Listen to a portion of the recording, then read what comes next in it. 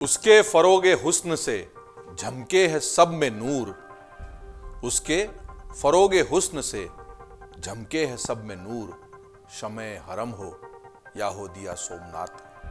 जी हाँ, मीर तकी मीर जी का ये बहुत ही मशहूर शेर है और इसकी बात आज क्यों कर रहे हैं, ये बात को समझो में आपको बताएंगे, क्योंकि बात को समझो में एक बार फिर आपका स्वागत कर रहे हैं एक मुद्दे को अलग तरीके से नए सिरे से समझने के लिए। आप सब जो टिप्पणियां करते हैं, जो प्रतिसाद देते हैं, उसका बहुत स्वागत है, अभिनंदन है और आभार है, क्योंकि यही हमको आगे बेहतर करने के लिए प्रेरित करता है। दरअसल आज हम बात करने वाले हैं सोमनाथ के मंदिर की। जी हाँ, सोमनाथ का मंदिर जो बहुत मशहूर है और लगातार चर्चा में बना रहता है। इस बार ये चर्चा में इसलिए आया है क्योंकि अयोध्या में राम मंदिर में प्राण प्रतिष्ठा की भव्य तैयारियां हो रही हैं। इन भव्य तैयारियों के बीच जब राम मंदिर तीर्थ क्षेत्र ट्रस्ट द्वारा कांग्रेस को भी न्योता दिया गया, तो कांग्रेस के सोनिया गांधी और अध्यक्ष मल्लिकार्जुन खड़गे ने इस न्योते को ठुकरा दिया। उनका कहना था कि ये राजनीतिक आयोजन है और हम इसमें नहीं जाएंगे। इस पूरे मामले ने एक बार फिर उस बहस को छेड़ दिया कि दरअसल मंदिरों का निर्माण, मंदिरों का पुनरुद्धार और इससे पूरा जो कुछ जुड़ा मामला है वो पूरी तरह धर्म और आस्था का विषय है या राजनीति उसमें बड़ी भूमिका निभाती है। जैसे ही कांग्रेस ने इस न्योते को ठुकराया, पूरे देश में लगातार इस मुद्दे पर बहस चल रही है, चर्चा चल रही है, आरोप और प्रत्यारोप का दौर चल रहा है। जहां कांग्रेस इसको राजनीतिक मसला बता रही है और ये कह रही है कि एक पूरा राजनीतिक आयोजन है, इसलिए उन्होंने अपने आप को इससे दूर किया है, वहीं पर लोग उनको याद दिलाते हैं कि ये जो पूरा मंदिर बना है ये दरअसल सर्वोच्च न्यायालय के फैसले के बाद बना है और इसके लिए 500 सालों का संघर्ष उस मंदिर में आस्था रखने वाले हिंदू समुदाय ने, हिंदुओं ने अपनी धार्मिक आस्था के साथ किया है और इस मंदिर का निर्माण बलपूर्वक नहीं किया, बल्कि बहुत ही धैर्यपूर्वक कोर्ट के फैसले का इंतजार किया है। ये याद दिलाने वाले लोग ये याद दिलाना भी नहीं भूलते हैं कि ऐसा ही मौका आज़ादी मिलने के बाद गुजरात के सोमनाथ मंदिर के जीर्णोद्धार के वक्त, उसके नवीनीकरण के वक्त, उसके पुनरुद्धार के वक्त पहले प्रधानमंत्री पंडित जवाहरलाल नेहरू के पास भी था और उन्होंने वो मौका तब गंवा दिया था। और इस बार भी प्रधानमंत्री तो प्रधानमंत्री नरेंद्र मोदी हैं, लेकिन मौका कांग्रेस के पास भी था इस आयोजन में शरीक होकर, शामिल होकर हिंदुओं की आस्था का सम्मान करने का, लेकिन उन्होंने इस मौके को गंवा दिया। बहरहाल ये राजनीतिक बहस है जो लगातार चलेगी इस देश में। जैसा हमने पहले भी बात को समझो में कहा है, कोई मुद्दा राजनीति से अछूता नहीं है।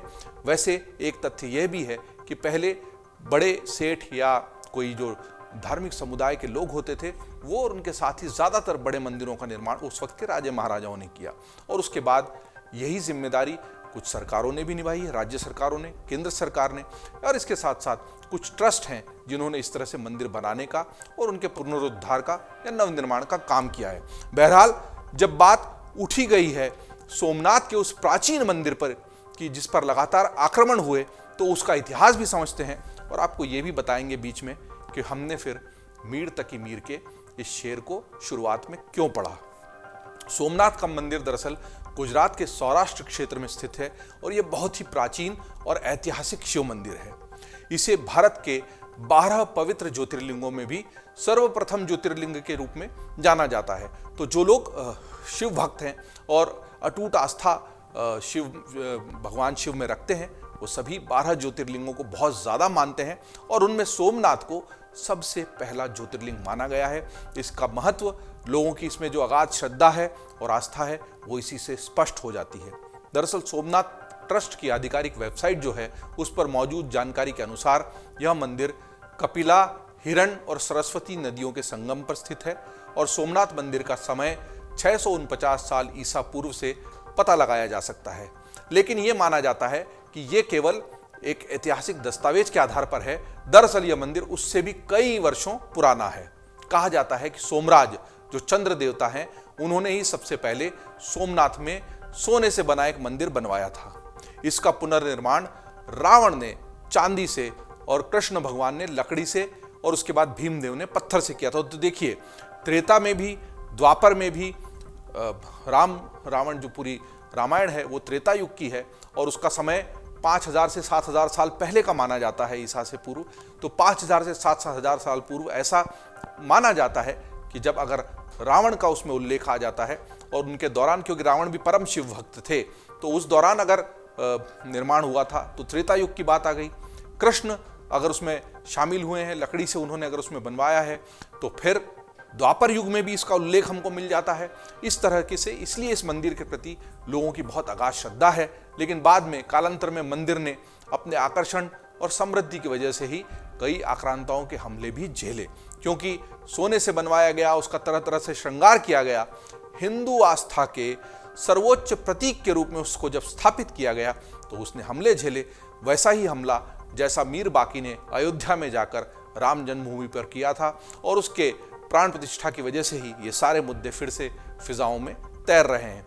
दरअसल सबसे पहले 1024 ईस्वी में अफगानिस्तान के गजनी का कुख्यात लुटेरा महमूद गजनवी, जी हाँ, जब भी सोमनाथ का जिक्र आता है तो महमूद गजनवी का जिक्र भी आता ही है, और वो यहाँ आया था। और उस समय मंदिर इतना समृद्ध था कि इसमें 300 संगीतकार, 500 नर्तकियां और यहाँ तक कि 300 केश कर्तनकार भी उसी मंदिर के उस पूरे जो सभागार था और उसके आसपास का परिसर था वो वहाँ रहते थे।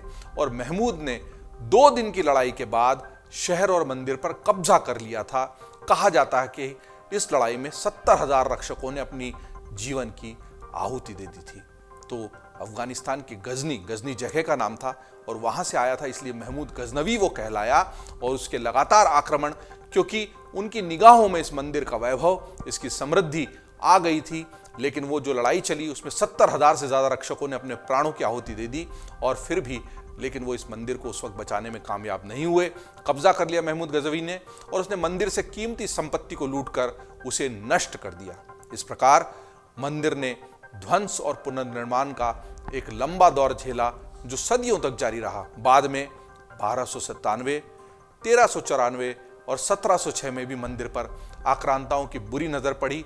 1706 में सोमनाथ मंदिर मुगल शासक औरंगजेब ने तुड़वाया था। मंदिरों पर इन आक्रमणों की फहरिस्त को जब हम पढ़ते हैं, महमूद गजनवी से लेकर औरंगजेब तक की, तब हमको फिर से मीर तकी मीर का वो शेर याद आता है कि उसके फरोगे हुस्न से झमके है सब में नूर, उसके फरोगे हुस्न से झमके है सब में नूर, शमे हरम हो या हो दिया सोमनाथ का। यानी काबा में जो शमा जलती है पैगंबर साहब की इबादत में, और सोमनाथ में जो दिया जलता है, वो सब एक उस ऊपर वाले का जो वो है कर्म है, उस ऊपर वाले की जो चमत्कार है, उसकी जो शक्ति है, उससे जलता है। अगर सचमुच ऐसा है तो इतने सारे आक्रमण सोमनाथ पर क्यों? अगर सोमनाथ में जलने वाला दिया काबा में जलने वाली शमा के ही, उनकी इबादत में जलने वाली जो मोमबत्ती है उसके ही बराबर है, तो फिर इस पर लगातार जो आक्रमण किए गए वो बड़े सवाल खड़े करते हैं कि इन आक्रांताओं की दरअसल मर्जी क्या थी और किस तरह की मानसिकता के साथ ये आक्रांता वहां से आए थे। और गजनवी से लेकर औरंगजेब तक किसी ने भी इस मंदिर को नहीं बख्शा। इसके प्रति जो लाखों करोड़ों लोगों की श्रद्धा थी उसका सम्मान नहीं किया और लगातार इस पर आक्रमण कर कर इसको नष्ट करते रहे, इसके वैभव को लूटते रहे। सोमनाथ मंदिर के मौजूदा स्वरूप का पुनर्निर्माण साल 1951 में किया गया था। मंदिर का निर्माण गुजरात के सोमपरी मंदिर के निर्माताओं ने किया था। हालांकि मंदिर के निर्माण में हुए खर्च को लेकर तब सरकार में ही कई लोग इसके पक्ष और विपक्ष में खड़े हो गए थे। देश की स्वतंत्रता से पहले के.एम. मुंशी ने प्राचीन मंदिर के खंडहरों का दौरा किया और मंदिर की रक्षा करने में देश की असमर्थता पर निराशा जाहिर की। जी हाँ, के.एम. मुंशी का ये जो पूरा वर्णन है ये ऐतिहासिक है, इतिहास में दर्ज है, और 1922 की यात्रा का वर्णन मुंशी ने अपनी पुस्तक सोमनाथ द श्राइन इटर्नल उसमें किया है। और इस पुस्तक के जो जिक्र हैं उससे बहुत ज्यादा चर्चा में ये मंदिर आया। देश के तत्कालीन गृह मंत्री सरदार वल्लभ भाई पटेल ने 12 नवंबर 1947 को जूनागढ़ का दौरा किया और एक सार्वजनिक सभा में सोमनाथ मंदिर के पुनर्निर्माण की घोषणा की थी। जब के.एम. मुंशी ने सरदार पटेल के साथ मंदिर के पुनर्निर्माण का प्रस्ताव देने के लिए महात्मा गांधी से संपर्क किया तो गांधी जी सहमत हो गए, लेकिन उन्होंने कहा कि सरकार को नहीं बल्कि लोगों को खर्च वहन करना चाहिए। इसके बाद मुंशी को अध्यक्ष बनाकर एक ट्रस्ट बनाया गया। तो देखिए, यही सर्वोच्च न्यायालय ने भी फैसला दिया था। तब महात्मा गांधी ने अपनी दूरदर्शिता से, ताकि ऐसा विवाद न हो कि सरकार क्यों मंदिर बनवा रही है, ट्रस्ट के माध्यम से इसका निर्माण करने की सलाह दी थी। और यही की यही बात जो ऐतिहासिक और लंबी लड़ाई चली है अदालतों में राम जन्मभूमि को लेकर, उन्होंने भी ट्रस्ट बनाकर मंदिर का निर्माण करने की बात कही और वैसा ही हुआ। ट्रस्ट बना और उसके माध्यम से ही पैसा इकट्ठा हुआ और उसी के माध्यम से निर्माण भी हुआ है। इतिहासकार रोमिला थापर ने अपनी किताब Somnath the many voices of history में लिखा है कि 2 मई 1951 को मुख्यमंत्रियों को संबोधित एक पत्र में पंडित जवाहरलाल नेहरू कहते हैं कि आपने सोमनाथ मंदिर में होने वाले समारोहों के बारे में पढ़ा होगा। कई लोग इसकी तरफ आकर्षित हुए हैं और मेरे कुछ सहयोगी तो व्यक्तिगत हैसियत से भी इससे जुड़े हैं, लेकिन यह स्पष्ट रूप से समझ लेना चाहिए कि यह कार्य सरकारी नहीं है और भारत सरकार का इससे कोई लेना देना नहीं है। हमें यह याद रखना होगा कि हमें ऐसा कुछ भी नहीं करना चाहिए जो हमारे देश के धर्मनिरपेक्ष होने के रास्ते में आए। यह हमारे संविधान का आधार है और इसलिए सरकारों को ऐसी किसी भी चीज से खुद को जोड़ने से बचना चाहिए जो हमारे देश के धर्मनिरपेक्ष चरित्र को प्रभावित करती हो। बहुत ही महत्वपूर्ण ये चिट्ठी पंडित जवाहरलाल नेहरू की, जिसको लेकर भाजपा लगातार हमलावर होती है। सरदार वल्लभ भाई पटेल जो चाहते थे, के मुंशी जो चाहते थे, और उससे आगे बढ़कर राष्ट्रपति, देश के प्रथम राष्ट्रपति डॉक्टर राजेंद्र प्रसाद जो चाहते थे, वो सब को दरकिनार करते हुए उनको लगा कि इससे हमारी धर्मनिरपेक्षता पर आंच आएगी। गलती शायद ये समझने में हुई कि किसी एक पक्ष के बारे में के हितों का विचार करते हुए दूसरे पक्ष की एक व्यापक समुदाय की भावनाओं की अवहेलना करना भी शायद कहीं ना कहीं से धर्मनिरपेक्ष ढांचे को, धर्मनिरपेक्षता की हमारी परिभाषा को प्रभावित करता है। इसी को लेकर लगातार विवाद भी हुए हैं, चर्चा भी हुई है। लेकिन अगर सरकार शामिल सीधे तौर पर नहीं है, ट्रस्ट के माध्यम से निर्माण हो रहा है, तो सरकार के लोग अपनी हैसियत में वहां पर जा सकते हैं। इस बात को अगर शायद गहराई से समझने की कोशिश उस वक्त की गई होती तो पंडित जवाहरलाल नेहरू से इस तरह की चिट्ठी उन्होंने नहीं लिखी होती। लेकिन इतिहास तो इतिहास है, इतिहास में जो निर्णय लिए गए वो दर्ज हैं और वही भविष्य का फैसला भी करते हैं और भविष्य में उसके आपको तारीफ भी मिलती है और ताने भी सहने पड़ते हैं जो भी निर्णय आप लेते हैं उसके आधार पर। बहरहाल 8 मई 1950 को 7वें सोमनाथ मंदिर की आधारशिला रख दी गई। वहीं 11 मई 1951 में देश के प्रथम राष्ट्रपति डॉक्टर राजेंद्र प्रसाद ने प्रथम ज्योतिर्लिंग का उद्घाटन किया। हालांकि पंडित नेहरू राष्ट्रपति राजेंद्र प्रसाद के ज्योतिर्लिंग के उद्घाटन समारोह में जाने के खिलाफ थे। 2 मार्च 1951 को उन्होंने डॉक्टर राजेंद्र प्रसाद को लिखे एक पत्र में यह लिखा है, इसका जिक्र किया है कि मुझे आपका खुद को सोमनाथ मंदिर के शानदार उद्घाटन से जोड़ने का विचार पसंद नहीं है।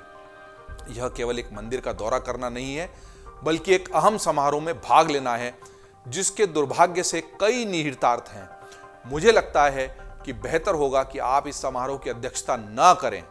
हालांकि राष्ट्रपति राजेंद्र प्रसाद ने नेहरू जी की इस सलाह को नजरअंदाज कर दिया था और उस समारोह में भाग लिया था, लेकिन नेहरू जी ने उन्हें ऐसा न करने की सलाह दी थी। कुछ गुजराती समाचार पत्रों ने लिखा कि सौराष्ट्र सरकार ने मंदिर के निर्माण में करीब 5 लाख रुपए की धनराशि का योगदान दिया है। इन रिपोर्टों से भी नेहरू नाखुश थे और मंदिर के उद्घाटन के बाद भी कई साल तक इसका पुनर्निर्माण चलता रहा। सोमनाथ ट्रस्ट के अनुसार 1 दिसंबर 1995 को सोमनाथ मंदिर का पुनर्निर्माण पूरा हुआ था। उस वक्त देश के राष्ट्रपति डॉक्टर शंकर दयाल शर्मा ने यह मंदिर देश को समर्पित किया था।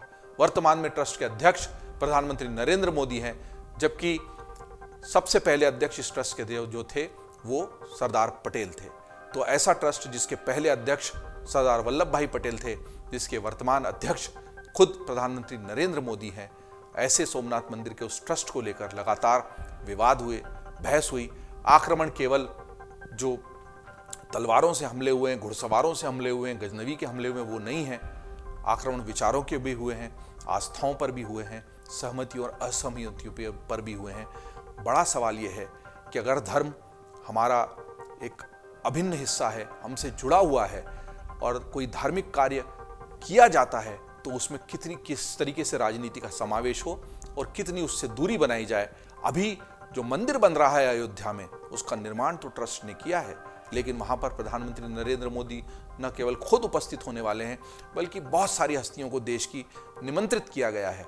शायद इसलिए कि सदियों से एक ख्वाहिश थी देश के एक बड़े वर्ग की, जो पूरी होने जा रही है। और ऐसे में उन लोगों को जिन्होंने इस संघर्ष को देखा है, इन सपनों को अपनी आंखों में पाला है, उससे दूर करना ठीक नहीं होगा। और अगुवा होने के नाते प्रधानमंत्री नरेंद्र मोदी खुद वहां मौजूद रहने वाले हैं। और चूंकि प्रधानमंत्री मौजूद रहेंगे, विपक्षी दलों ने इसको मुद्दा बनाया है, जाहिर है मुद्दा बनेगा। राजनीति धर्म को लेकर आज नहीं हो रही है, बरसों से होती आई है। इसी अयोध्या के राम मंदिर को लेकर किस तरह की राजनीति हुई है, इस पर भी हमने बात को समझो के माध्यम से आपको बताने की कोशिश की है। बहरहाल, जब जिक्र सोमनाथ के मंदिर का आ गया तो हमने बताने की कोशिश की कि संक्षेप में हम जाने कि सोमनाथ मंदिर का इतिहास क्या है, किस तरह के आक्रमण इस मंदिर ने झेले हैं। और एक तरफ जहां पर वहां सौराष्ट्र में हमारा ये जो देश का पहला ऐसा मंदिर था जो पहला ज्योतिर्लिंग माना जाता है, वो वहां पर अपनी पूरे वैभव के साथ फिर से उसी तरह से स्थापित है। एक और दूसरा आस्था का केंद्र अयोध्या में आकार ले चुका है और वहां पर प्राण प्रतिष्ठा की भव्य तैयारी है। इन बातों के बीच में जो अन्य बातें आ जाती हैं, उनको समझने की कोशिश हम करते हैं बात को समझो में। आप देखते रहिए amarujala.com। अगर आप ये वीडियो YouTube पर देख रहे हैं तो हमारे चैनल को सब्सक्राइब करें और बेल आइकन को दबाना ना भूलें। अगर आप Facebook पर ये वीडियो देख रहे हैं तो हमारे पेज को लाइक करें।